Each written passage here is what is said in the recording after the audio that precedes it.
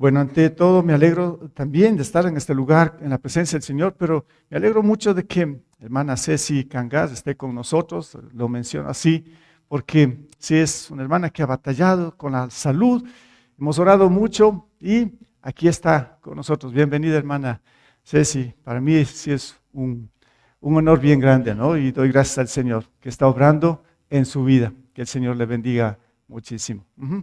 Bien, bueno. Seguimos con estas predicaciones de Proverbios y solo quiero que pensemos por un momento en la siembra. A ver, usted tal vez no es agricultor o si es agricultor, pero sí conocemos esta situación de lo que es sembrar. Y no sé si ha visto en algún momento siembras que son rechazadas. Por ejemplo, se puede ver en ciertos terrenos que siembran y no produce, y de pronto pues el agricultor lo que hace es rechazarle otra vez, hacerlo tierra porque no vale o no funcionó, semillas, lo que sea. Entonces esa siembra la desecha. Pero también hay siembras donde se puede ver que son como plantas, claro, son creación de Dios, pero de alguna forma usadas de una forma ilícita. Por ejemplo, la cocaína o la coca. Sí, esta plantación que es oculta y cuando los gobiernos descubren esto, pues lo rechazan, lo queman o lo que sea. Son siembras que son rechazadas. Ahora, quiero poner esto como ejemplo a lo que viene en lo que nos dice la Escritura. Pensando un poco esto, ¿habrá alguna siembra en nuestros corazones que el Señor rechaza? Sembramos cosas en el corazón, cosas buenas y cosas malas.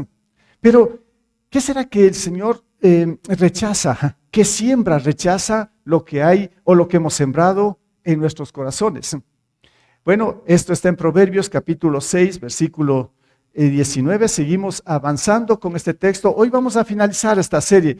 Aunque el texto de aquí de Proverbios capítulo 6 nos dice que hay 6 cosas que el Señor aborrece y 7 que le son detestables. Bueno, lo he resumido en 6 porque se va a dar cuenta que un poco se repite cuando nos habla de las 7 cosas, donde dice los ojos que se enaltecen, la lengua que miente, las manos que derraman sangre inocente, el corazón que hace planes perversos, los pies que corren a hacer lo malo. Y aquí viene el falso testigo que esparce mentiras. Esto tiene que ver con la mentira, que ya lo habíamos predicado. Y hoy vamos al última predicación de esta serie de Proverbios 6, donde nos dice en el versículo 19, dice que el Señor aborrece, detesta el que siembra discordia ¿entre quién? Entre hermanos. El Señor aborrece. Este es un pecado en cuanto a lo que nos dice aquí el Señor. Claro, Él detesta, aborrece al que siembra. Por eso les puse este ejemplo de sembrar en el corazón. ¿Qué es lo que sembramos en el corazón? Muchas veces dice el que siembra discordia entre hermanos. Entonces, este es el tema, ¿sí? Una siembra que rechaza el Señor. Ha sido esto. ¿Cuál siembra rechaza el Señor en nuestros corazones? El que pues lo pone ahí, esa semilla que no es buena, que puede dividir, que puede armar conflictos o armar discordias entre la comunidad, en la familia, en la iglesia, en la hermandad, donde sea. Pues esto el Señor detesta, porque la voluntad del Señor es que haya unidad en su pueblo, unidad en la familia, unidad en todo lugar. Pero el que pues divide, el que siembra discordia entre hermanos, esto el Señor lo rechaza. Es una siembra que el Señor prácticamente lo rechaza. Bien, entonces aquí surge una pregunta. ¿Por qué sembramos en nuestros corazones discordia? Si aquí el Señor lo está recalcando, está mostrando que sí hay mucha gente que siembra esto. Y el Señor dice, yo aborrezco, yo detesto esto. Entonces yo me hice una pregunta, ¿por qué sembramos discordia? ¿De dónde viene esto? ¿Por qué el ser humano siembra discordia en el corazón? ¿Por qué genera división? ¿Por qué arma el conflicto? ¿Por qué arma el problema en la casa para que haya división, para que haya discordia? ¿Por qué? Bueno, En esta mañana pues solamente voy a dar dos razones, dos motivos, porque los motivos son múltiples, son demasiadas cosas que nos llevan a sembrar discordia entre hermanos. Solamente dos lo voy a mencionar y en primer lugar vamos a ver que, que el Señor pues rechaza esta siembra y es justamente por la envidia. Me voy a centrar estos primeros minutos en esta parte que tiene que ver con la envidia. Y bueno, ¿qué es la envidia? Lo digo así de una, pues la envidia es un pecado. Es un pecado, o sea que si es un pecado el Señor aborrece. ¿Y por qué es un pecado? Bueno, la Biblia una y otra vez nos va a mencionar lo que es la envidia, refiriéndose a que es un pecado. Aquí hay una lista de pecados que nos pone el apóstol Pablo en Romanos 1:29. Dice, se han llenado, dice, de toda clase de maldad, perversidad, avaricia y depravación. Están repletos de qué, dice también, de envidia, homicidios, disensiones, engaño y malicia. Y bueno, dice, son también chismosos. Ahora, aquí hay una lista de pecados. Solo nos vamos a centrar en este pecado que lo puse aquí como la envidia, que es prácticamente este pecado que si está en el corazón, pues entonces esto es lo que genera discordia, la envidia y mucho más. Bueno, el contexto de este versículo también de Romanos 1:29 es que el Señor está mostrando que Él hizo todo por la humanidad y lo conocemos. Ahí está una cruz representando lo que el Señor hizo por nosotros. Dice, pero a pesar de haber hecho todo el Señor, pues la humanidad lo rechaza, lo desprecia a Jesús y por eso el Señor dice entonces vivan en sus propios pecados y por eso esta lista que lo pone en Romanos 1:29. Entre esta lista de pecados, como digo, está la envidia. Bueno, a primera instancia decimos que la envidia es un pecado. Entonces, quiero detallar un poquito más acerca de este tema. La envidia, como es un pecado, entonces es un deseo maligno. Es un deseo malo que ha entrado en nuestros corazones. Es un deseo maligno de poseer lo que otros tienen. Eso sería una definición de envidia. Pero aquí tengo mucho más con respecto a esto. La envidia pues prácticamente odia, la envidia codicia, la envidia deshonra, la envidia menosprecia, la envidia roba, asesina y mucho más. Esto es lo que a veces está en nuestros corazones. Cuando ha entrado este pecado que se llama envidia, esto va a generar o va a sembrar pues la discordia contra los demás. La envidia también no solo es un deseo maligno, sino que la envidia es un deseo de rebeldía o un deseo rebelde y maligno del corazón. Es algo que en verdad nos hace daño, nos contamina, genera mucha destrucción en nuestro ser. Este pecado que es la envidia, es un deseo rebelde, como digo, es un mal del corazón, es una falta, escuche bien esto, ¿no? Cuando hablamos de la envidia, es una falta de agradecimiento por lo que Dios nos ha dado. ¿Cuántas cosas que Dios le ha dado a usted? A mí es demasiado, son incontables las cosas buenas que el Señor nos ha dado a través de toda nuestra vida. Entonces, la envidia prácticamente es esto, es una falta de agradecimiento al Señor por lo que usted ya ha recibido. Entonces, en otras palabras, la envidia tiene que ver con la ingratitud a Dios. Si no hay esa gratitud, pues entonces hay envidia en el corazón. Y entonces podríamos decir esto, que la envidia es como una enfermedad, ¿sí? Que destruye, claro, el pecado destruye, pero lo podríamos calificar como una enfermedad, qué sé yo, que nos puede destruir. Podemos decir que la envidia es una lepra del alma, que le va consumiendo, nos va destruyendo. O es un virus que ha entrado y nos está acabando, nos está consumiendo todo nuestro ser. Esto es la envidia, es una lepra en el alma. Ejemplos que tenemos en la Biblia son múltiples, ¿sí? El caso, por ejemplo, de Caín. Sabemos que Caín mató a su hermano Abel por envidia. Entonces la envidia pues mata, destruye. Por eso hoy podemos decir que se puede matar la reputación por medio de ¿qué? Y escuche bien esto, por medio de chismes y calumnias.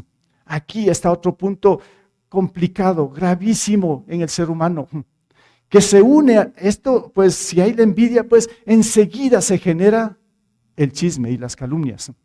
El chisme es una enfermedad, es un pecado que puede también destruir. Qué grave que es esto del chisme. El Señor está completamente en contra del chismoso, de la chismosa.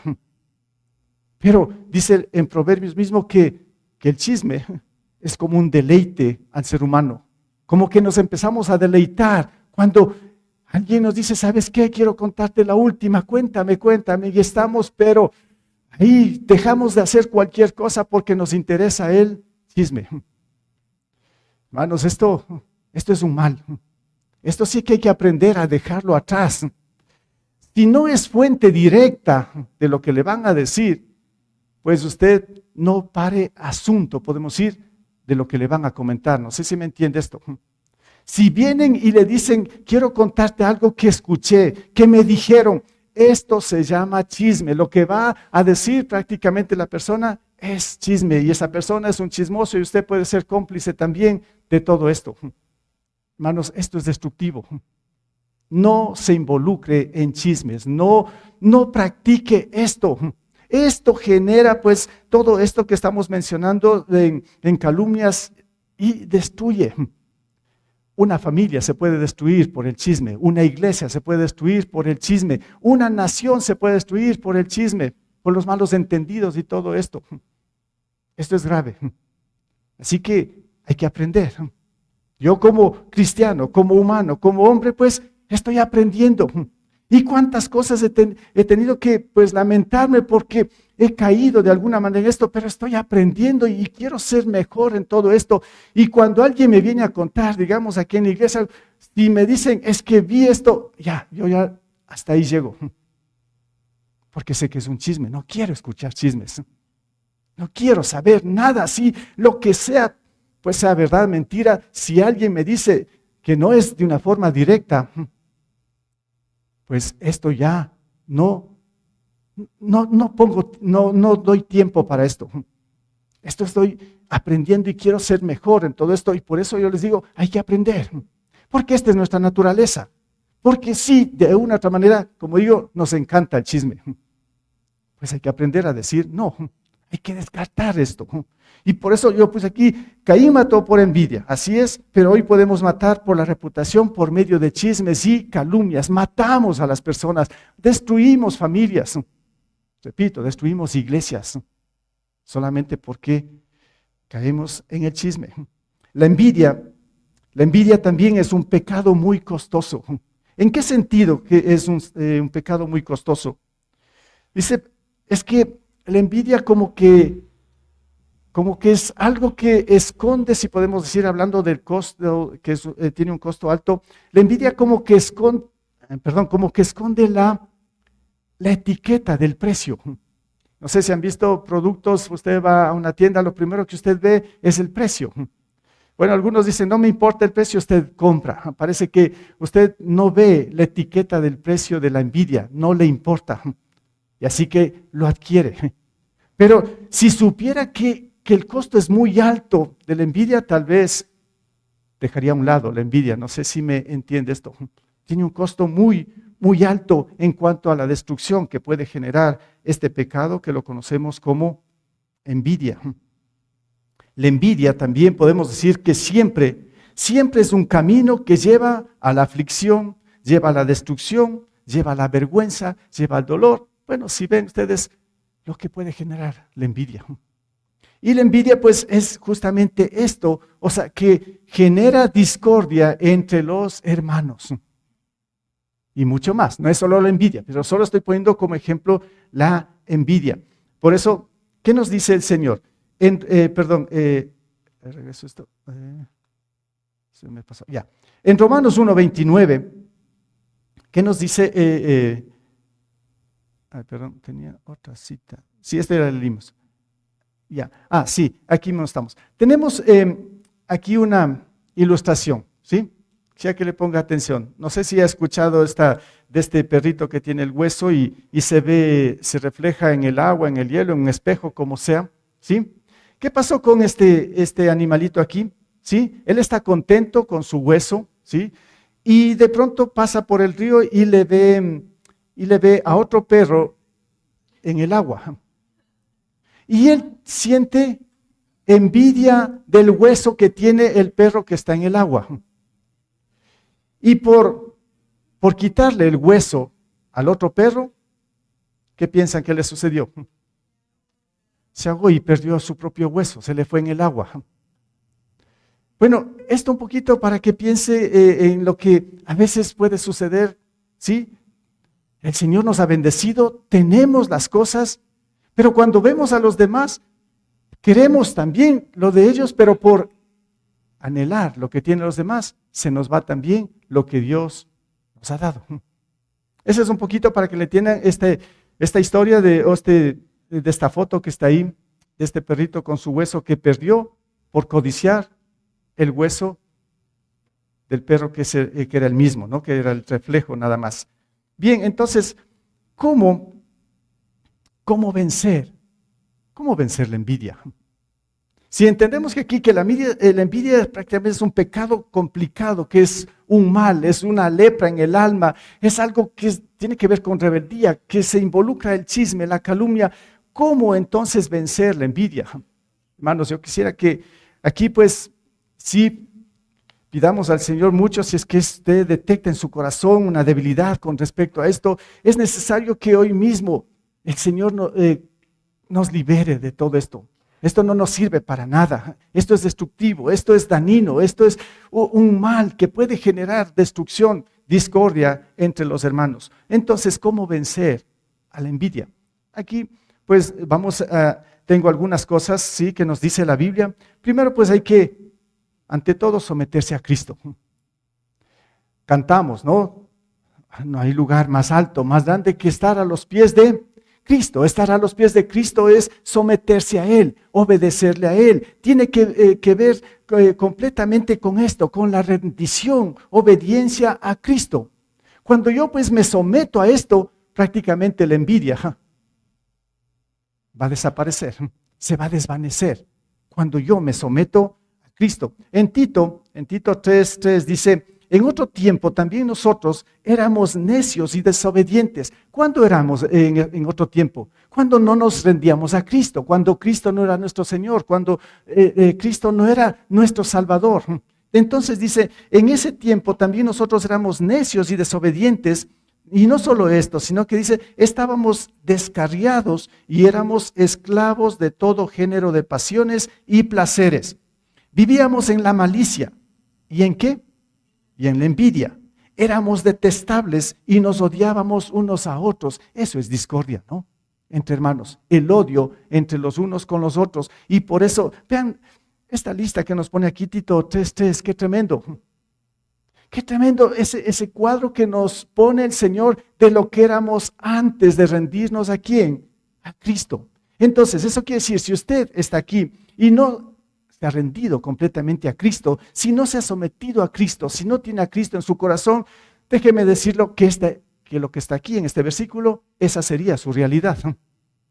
Esa sería su realidad. No hay otra. ¿Cuál sería esa realidad? Necedad, desobediencia, descarrío, todo lo que está ahí, lleno de pasiones y placeres. Se vive en la malicia, en la envidia, vive una vida detestable, odiándose unos a otros. Esto es cuando una persona, hombre o mujer, lo que sea joven, no se ha rendido a Cristo. Entonces estos pecados, esa naturaleza pecaminosa es la que va prácticamente a guiar, a gobernar la vida y no Cristo. Entonces es necesario rendirnos a Cristo. Entonces desaparece no solo la envidia, sino que desaparece prácticamente toda esa cantidad de pecados que han estado ahí. Toda esa maldad empieza a desvanecerse porque Cristo empieza a hacer esa obra maravillosa y grandiosa. ¿En dónde? En nuestras vidas. Entonces, ¿cómo vencer a la envidia y mucho más? Pues sometiéndose a Cristo. Y una cosa aquí que estaba viendo cuando dice, y nos odiábamos unos a otros.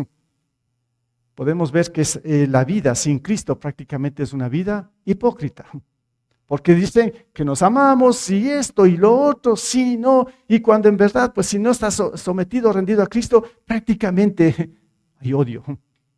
Esto es hipocresía. Y sin darnos cuenta podemos estar, claro, sin Cristo viviendo una vida solamente de hipocresía, de falsedad, mintiendo, mostrando lo que no somos, aparentando, en otras palabras. Esta es una vida sin Cristo. Qué triste, qué grave. Pero Cristo nos ama. El Señor Jesús derramó toda su gracia para que usted y yo salgamos de este mundo, salgamos de esta perdición, tengamos esperanza y tengamos vida eterna, una vida plena.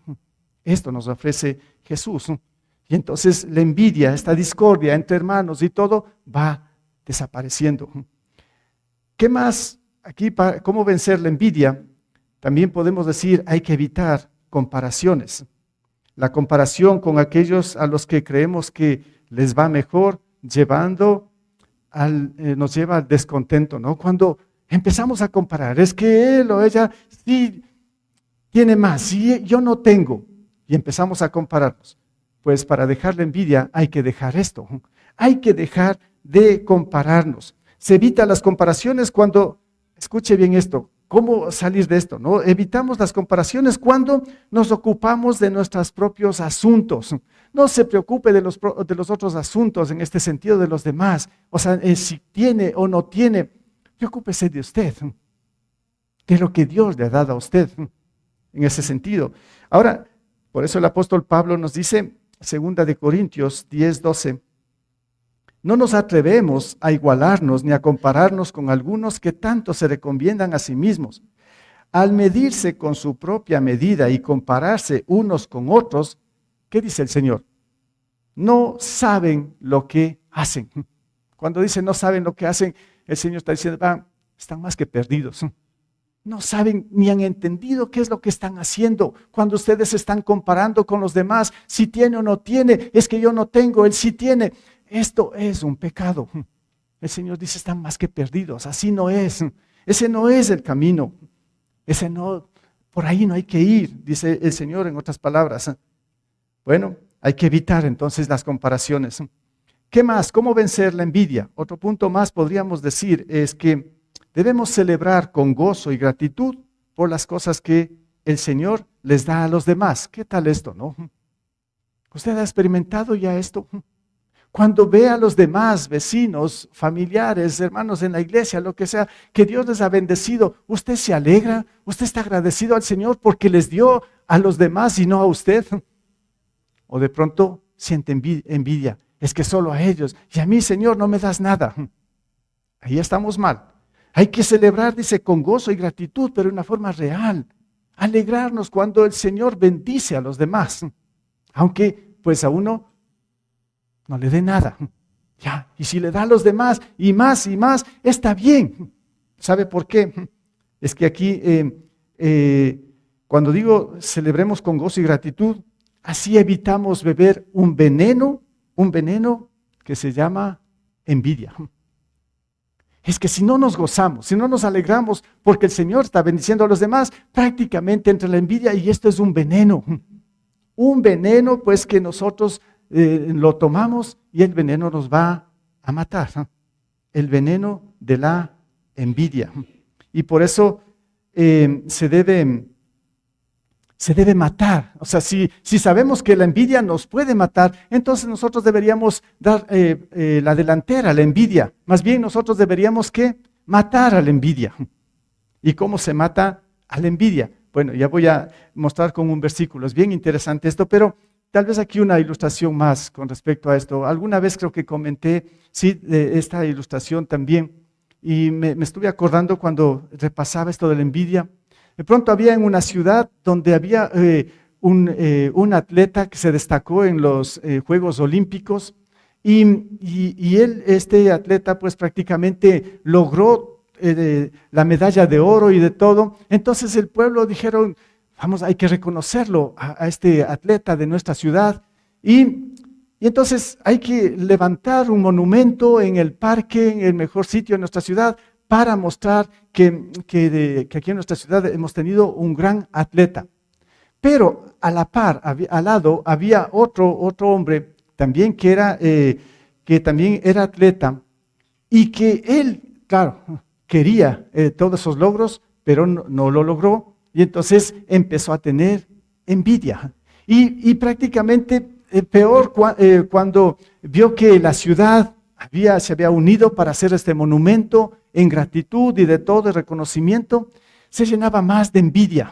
Dijo, esto no lo voy a permitir. Y bueno, levantaron la estatua esta de este atleta. Y entonces este otro hombre se sentía, se llenaba más de envidia y dijo, yo tengo que derribar ese monumento. Y cada noche empezó a picar un poco el suelo hasta que se derriba, y cada noche iba y hacía un poco más hasta que un día lo consiguió. Derribó el monumento, que era muy grande, de concreto, de cemento, lo derribó, pero cuando cayó este monumento le cayó encima y el monumento le mató, murió. La envidia le mató. Sí, la envidia mata. ¿Sí ven? Así son, o esta es la realidad. Cuántas cosas que nos pueden pasar por la envidia. Y por eso aquí yo tengo un versículo que para mí es clave en esto, ¿sí? Juan 3:27. Estas son palabras de Juan el Bautista, ¿sí? Donde dice, nadie puede recibir nada a menos que Dios se lo conceda, le respondió Juan. ¿Cuál es el contexto? Yo le explico un poquito este versículo, porque dije, para mí es importantísimo.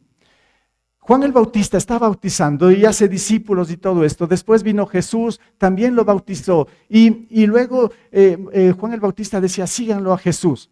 Y luego ya tenía Jesús sus discípulos, y otros discípulos de Juan vienen donde Juan el Bautista y les dice, ¿sabes qué, Juan el Bautista? Todos están yendo con Jesús. Y a ti ya no te siguen. A ver, humanamente, ¿qué piensan ustedes ahí? Cuando Juan el Bautista era como el popular, el que le seguía a la gente, los discípulos le seguían a Juan. Viene Jesús, que es, claro, más importante que Juan el Bautista, y empiezan a seguirle a él. Y él se queda sin nada. Bueno, humanamente les digo, de pronto va a surgir envidia. Y justamente algunos discípulos de Juan les dicen, mira, esto está pasando. Ya no te siguen a ti, sino que siguen a Jesús. Y aquí viene el versículo que está ahí en la pantalla. Juan dice, nadie puede recibir nada a menos que Dios se lo conceda, les respondió Juan. No sé si lo capta esto. A ver, ¿qué es lo que le ha dado el Señor a usted? ¿Qué es lo que le ha dado? Bueno, lo que el Señor le ha dado, lo que usted ha recibido, pues dice, nadie puede recibir nada a menos que Dios se le conceda. Si el otro hermano, quien quiera que sea, recibe más, ¿es por qué? Porque el Señor le está dando. Y si usted no recibe, es porque el Señor, pues, no le está dando por ahora. No sé si lo comprende. Y por eso esto tiene que generar paz. Entonces, por eso hay que celebrar con gozo y gratitud por las cosas que el Señor les da a los demás. Bueno, y no reclame, no se queje si usted no recibe. Tal vez después lo va a recibir. Más bien, sea grato, porque el Señor da a los demás. Entonces, sí, la envidia puede desvanecerse. Y sale. Es que esto es más o menos, estuve pensando cómo vencer a la envidia. Pensé también un poco en esto, es como querer vencer a un gigante. Sabemos ahí en el Antiguo Testamento, el rey David venció a un gigante, al Goliat, pero fue con el poder de Dios que le dio a David y venció a ese gigante. Entonces, para mí cuando veo la envidia, se vuelve como un gigante también, que hay que derribarlo. Hay que matar a la envidia antes que la envidia, o ese gigante nos mate.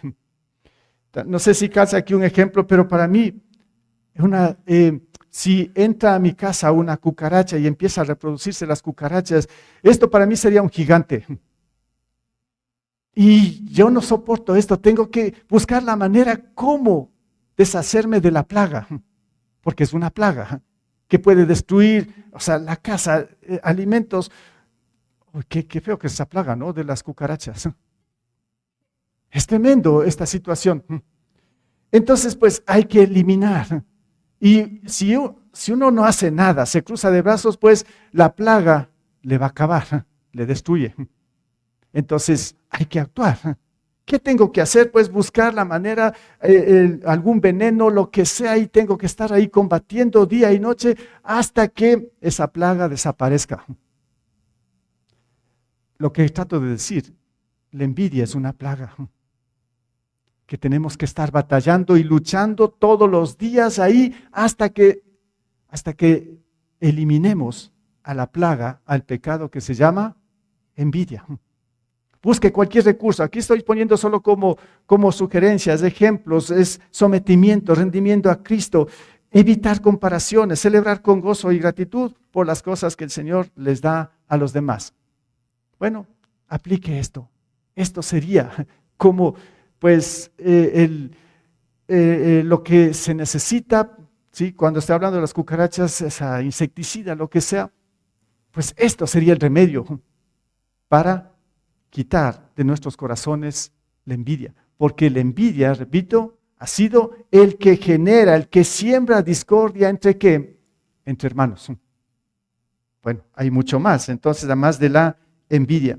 Y la segunda cosa, yo les dije solo dos cosas aquí, ¿sí? En cuanto a lo que puede suceder con esto de sembrar discordia entre hermanos, ha sido por la envidia, espero que esté un poquito más claro esta situación. Y la otra, prácticamente es por falta de amor.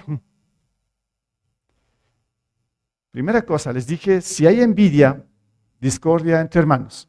Si falta el amor, discordia entre hermanos. Sembramos discordia. Pero para mí esto es clave. Esto, bueno, ya vimos la envidia, pero para mí esto es más importante, este punto, porque dice que si falta el amor, prácticamente empezamos a sembrar discordia entre hermanos. Bien, entonces, ¿cómo es esto? Ahora, me metí en un tema muy grande, esto del amor, pues este es demasiado extenso, sobre todo en la palabra, y solo lo quiero resumir un poco esto cuando digo falta de amor. Y bueno, empiezo preguntándome, ¿qué es el amor? ¿Qué es el amor? ¿Qué definición usted daría en cuanto a lo que es el amor? Porque aquí estoy diciendo falta de amor. Es que aquí también muchas veces nos equivocamos en el concepto de lo que es el amor. Que a veces pensamos en el amor, pues tal vez en lo romántico, o de pronto pues en que siempre debo hacer el bien y con mucho cuidado y todo. Bueno, puede ser como no puede ser, pero ¿qué es el amor verdadero que nos muestra el Señor? Cuando digo qué es el amor, yo diría, o empiezo así de esta manera, diciendo que justamente Jesús es el modelo de amor. Así podríamos empezar.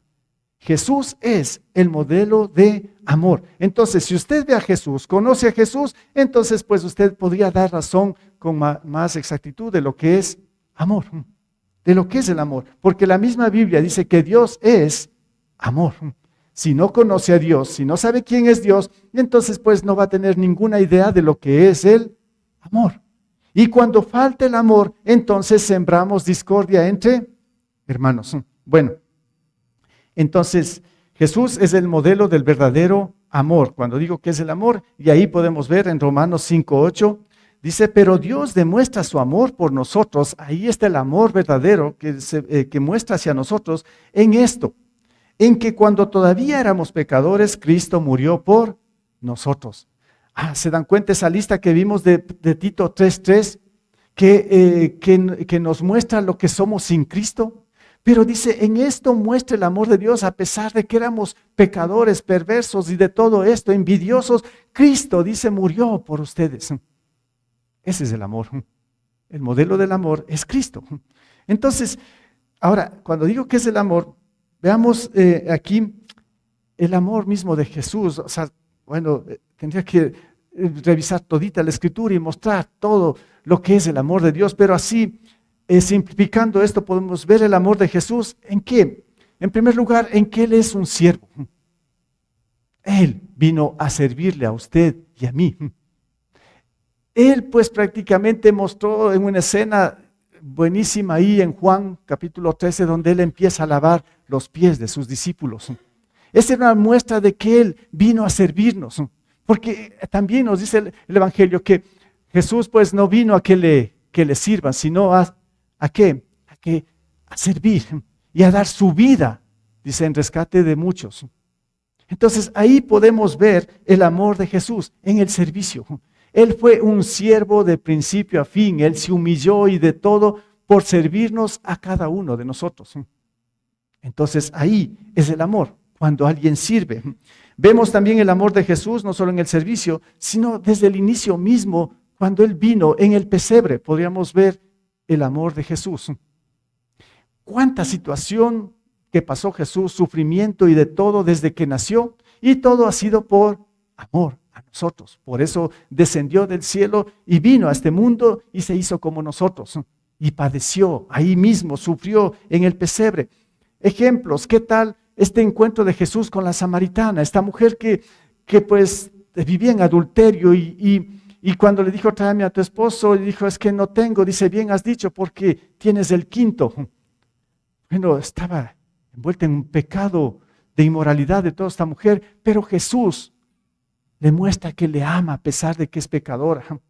Y esta mujer entiende quién es Jesús y se convierte a Jesús y se somete a Jesús. Y esta mujer seguramente hoy en día está gozando de la eternidad en el cielo, a pesar de su pecado. Pero ahí mostró Jesús ese amor a esta mujer samaritana, a esta mujer adúltera y de todo. Vemos el amor de Jesús ahí cuando se acerca a Mateo, un hombre que robaba al pueblo los impuestos y de todo. Su profesión era esa, de robar, de estafar, y por eso la gente ni siquiera conversaba, era como un enemigo. Mateo estaba aislado y Jesús se acerca donde Mateo y le dice, sígueme. Y Mateo se convierte en un discípulo de Jesús, escribe el Evangelio de Mateo. Mateo está en el cielo porque creyó en Jesús. Ese es el amor de Jesús. También podemos ver el amor de Jesús ¿en dónde? En Zaqueo, otro cobrador de impuestos que nadie le paraba asunto, que solo quería conocer a Jesús. ¿Quién es ese Jesús que tanto están mencionando en el pueblo? Se sube al árbol y dice, Zaqueo, ¿qué haces ahí? Bájate de ese árbol, porque hoy mismo voy a cenar en tu casa. Le muestra el amor a un pecador, a un estafador, como era Zaqueo. Pero la muestra del amor más grande es aquí en la cruz, cuando Él murió por cada uno de nosotros. Entonces, cuando digo falta de amor, lo que estoy tratando de decir es que nos falta Cristo en nuestros corazones. Porque sin Cristo, nadie, absolutamente nadie, me atrevo a decir esto, nadie puede amar de una manera correcta. Solamente podemos decir te amo, pero de una forma ficticia, superficial, porque solamente cuando Jesús está en nosotros o estamos en conexión con Jesús, entonces sí, el amor de Jesús va a estar en nosotros y podemos dar amor a los demás. Y ahí sí, ya no vamos a sembrar discordia entre hermanos. Entonces, vemos en la cruz, pero también podemos ver en nosotros mismos, cuando hemos entregado nuestra vida a Jesús, en el milagro más grande que podemos observar en nuestras vidas, de esa transformación, de esa regeneración. Ya no somos como estas personas de Tito 3:3, porque nuestro corazón, nuestra mente, nuestro ser, el Señor lo ha lavado con su preciosa sangre. Ya no somos los mismos los que estamos con Cristo Jesús.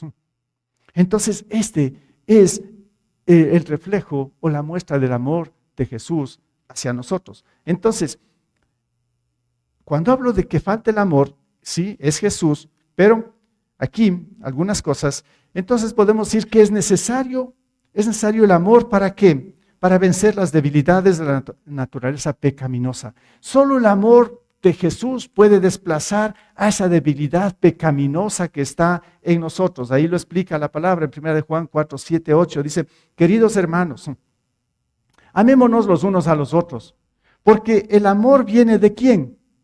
De Dios. Y todo el que, escuche esto, y todo el que ama ha nacido de Él y lo conoce. El que no ama no conoce a Dios, porque Dios es amor. Sí está claro esto, ¿no? Entonces, por eso, si todo el que ama ha nacido de Él y lo conoce. El que no ama no conoce a Dios, pero justamente dice el que no lo conoce no puede amar.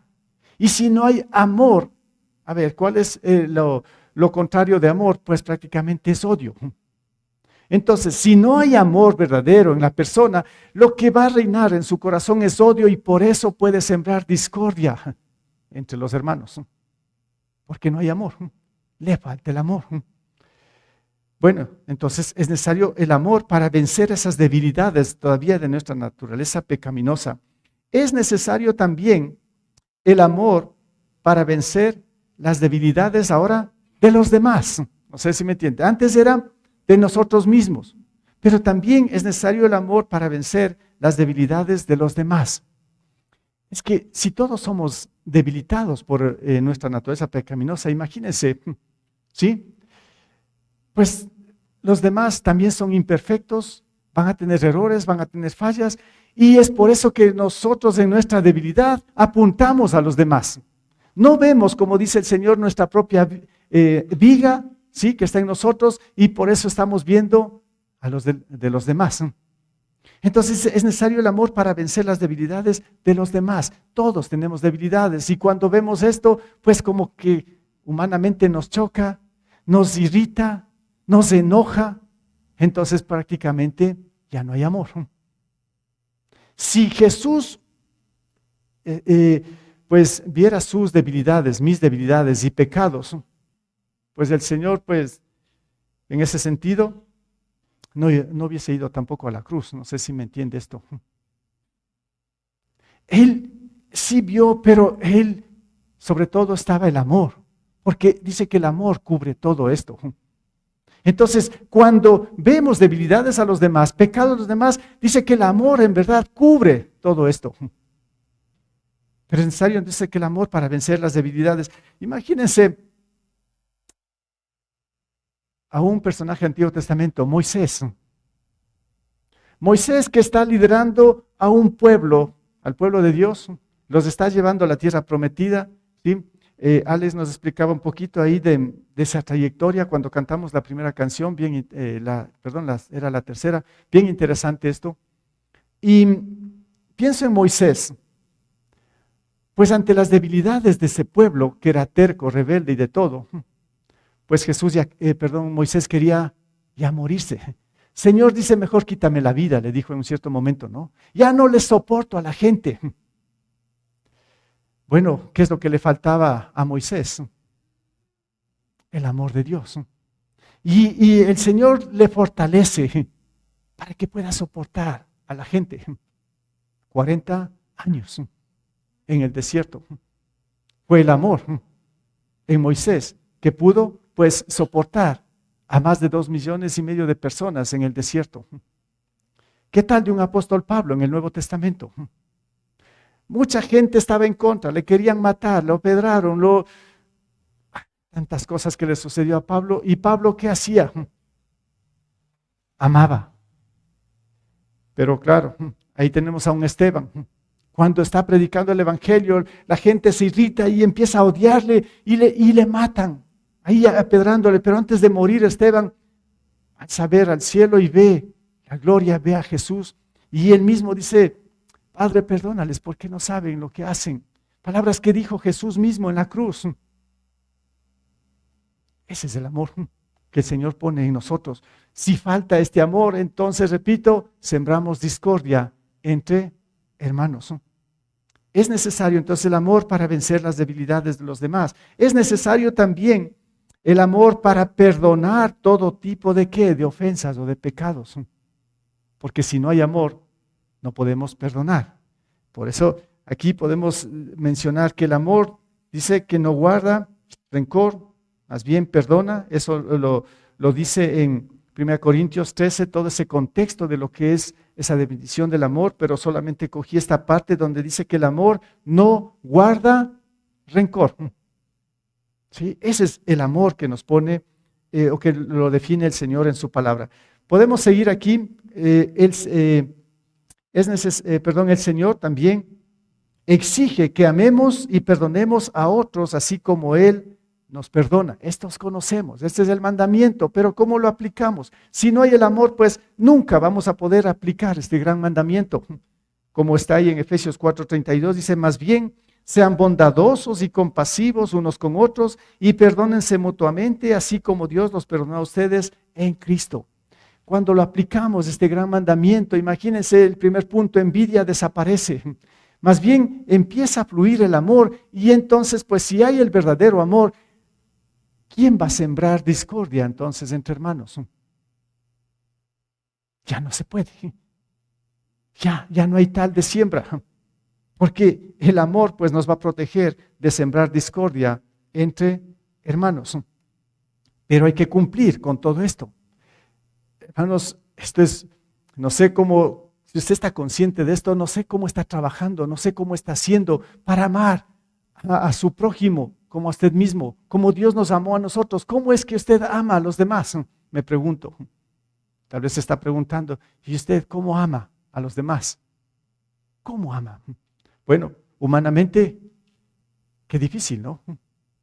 Ya les puse el ejemplo de Moisés. Más bien él estaba pidiendo al Señor, mejor quítame la vida antes de amar a estos rebeldes, a este pueblo terco que estaba ahí. Mejor llévame a tu presencia, dice Moisés. Ese es el pensamiento muchas veces que nosotros podemos tener. Pero el Señor nos dota de ese amor para amar y tenemos que luchar, tenemos que batallar y pedir, Señor, cada día, Señor, dame ese amor, yo necesito para amar a mi prójimo, amar a mis hermanos, a mis familias, lo que sea. Señor, necesito ese amor con el cual tú me amas. Y bueno, si usted le pide al Señor todos los días, el Señor le va a dar amor. Suficiente amor para que usted ame a los demás. Pero si usted no está consciente, si usted no está trabajando en esto, si usted no está pidiendo al Señor que le dote de ese amor, pues su tanque se le vacía de amor y solo se le llena de odio, de rencor, de ira contra los demás. Más bien, dice, sean bondadosos y compasivos unos con otros y perdónense mutuamente, así como Dios los perdonó a ustedes. Sobre todo, pues, tengamos presente el perdón de Dios que generó ya en usted y en mí. Entonces podemos decir que los que no perdonan prácticamente son los que no aman. Así sería, ¿no? Los que no pueden perdonar son los que no o tampoco pueden amar. Porque si yo amo a los demás, entonces yo puedo perdonar las ofensas. Entonces ha sido el amor. Ahora, hay un caso curioso que lo estaba leyendo, esta parte me llamó mucho la atención. Dice encontraron a un niño que lo abandonaron, un pequeño ahí que estaba en la calle, estaba ya muriéndose. Entonces alguien lo encontró, lo rescataron y lo llevaron a un hospital. Pues estaba tan mal este niño que casi ya no había esperanzas de que viva. Los médicos empezaron a hacer todo lo que estaba a su alcance, medicinas por aquí, esto por acá, y prácticamente no veían mejoría en este niño, pues dijeron prácticamente va a morir. Y una de las tantas enfermeras que estaban ahí empezó a observar y sintió amor y compasión por este niño. Bueno, ante los demás que dijeron que ya no había solución, ya no había remedio para físicamente con medicamentos y todo, ahí lo tenían. Y de pronto, después de unos 3, 4 días, empiezan a ver como mejoría en este niño. Y los médicos especialistas, todo, estaban asombrados. Dice, ¿pero qué está pasando? O sea, clínicamente y todo esto, descartado. Ya no hay solución, no hay remedio en esto. Ya no se puede hacer nada, está acabado. Pero ahora dice, ¿por qué? ¿Por qué está recuperándose? Y empiezan un poco a investigar, dice, ¿qué es lo que está sucediendo aquí? Y cuando de pronto por ahí dice una enfermera, bueno, yo les voy a contar lo que estoy haciendo con este niño. ¿Y qué empezó a hacer esta enfermera? Dice, cuando todos ya se acaban el turno y se van y lo dejan a este niño, yo pues después de mi turno no me voy a mi casa, sino que me quedo acompañando a este niño. Y le estoy mostrando amor. Y hecho por algunas noches, sí, he velado, ahí cuando todos ya se han ido, yo me he quedado con este niño. Le he estado brindando amor. El amor tal vez de su mamá que perdió. Yo he estado haciendo todo este trabajo. Ahora, ¿a qué conclusión llegamos de todo esto? Que el amor verdadero da vida. Sí me entiende. Es que el Señor nos diseñó, el Señor nos creó ¿para qué? Para ser amados. Primero por Él y que nos amemos los unos a los otros. Si es que nos odiamos y sembramos discordia entre hermanos, nos destruimos y ese no es el propósito de Dios y lamentablemente se están acabando las familias, los matrimonios, sociedades, el mundo se está acabando. ¿Por qué? Porque porque no hay amor. No hay el amor de Dios. El mundo no está practicando el amor que viene de Dios y nosotros como cristianos, conocedores de esto, entonces pues nuestra responsabilidad es amar como Dios nos ama a nosotros. Entonces sí, como ese bebé, de pronto las cosas van a cambiar. De pronto van a cambiar las cosas en su casa, en su matrimonio, en la iglesia, donde sea, pero es necesario el amor de Dios. Entonces, no seamos indiferentes ante todo esto. Por eso les dije antes, hay que rogar y pedir al Señor que nos dé amor suficiente para cada día. Tiene que rogar y pedir para que usted aprenda a amar. Amar a las personas más difíciles, a las personas que le causan dolor, odio, lo que sea. Pues Romanos 12, el apóstol Pablo dice que con el bien hay que vencer ¿a quién? Al mal. Ese es el amor de Dios. Entonces, alguien que siembra discordia entre hermanos ha sido alguien que le falta el amor de Dios. Bueno, falta, cuando puse aquí es que le falta esto, le falta lo otro, tal vez otras comparaciones. Puse aquí, si falta el amor, para mí sería como que falta el agua en las plantas. ¿Han visto una planta cuando usted se olvida y no le riega? Esa planta se muere. ¿Qué pasa cuando una persona que está desangrado y no hay esa transfusión de sangre, no recibe sangre? Esa persona va a morir por falta de sangre, porque la sangre prácticamente es un símbolo de vida. ¿Qué pasa si el Señor pues quita en este momento todo el aire, el oxígeno que nos envuelve a cada uno de nosotros? Falta el oxígeno, pues entonces vamos a morir. Entonces, yo quiero que lo entienda esto de la misma manera. Si nos falta el amor, su vida muere, su familia muere, la iglesia muere, el mundo muere. Porque el amor es el que puede dar vida. Porque Dios es amor. Dios es amor. Entonces, hermanos, concluimos con esto, mencionando que la discordia entre hermanos es algo que no se debería sembrar bajo ningún concepto. Primero, porque el Señor lo detesta. Y en segundo lugar, porque daña o destruye las relaciones familiares, en la iglesia, laborales. Más bien, ¿qué se debe hacer? Pedir al Señor que siembre el verdadero amor ¿en qué? En nuestros corazones. Que siembre una verdadera siembra en nosotros. Que esté Jesús, en otras palabras, en nuestros corazones, bien plantado. Y solo Jesús en nuestros corazones va a dar buenos frutos de bienestar. Y sobre todo, pues, si ven el primer fruto que sale cuando somos espirituales, cuando tenemos a Jesús en nuestro corazón. Si saben lo que dice Gálatas capítulo 5, ¿saben cuál es el primer fruto que asoma ahí, el fruto del Espíritu? ¿Cuál es? El amor. El amor. Lo que acabo de mencionar. Porque sin ese fruto, pues, no hay vida. Todo se acaba, todo se destruye. Entonces, hermanos, dejemos que el Señor siembre en nuestros corazones el amor a través de Cristo, para que no sembremos discordia entre hermanos y estemos más que perdidos y lamentándonos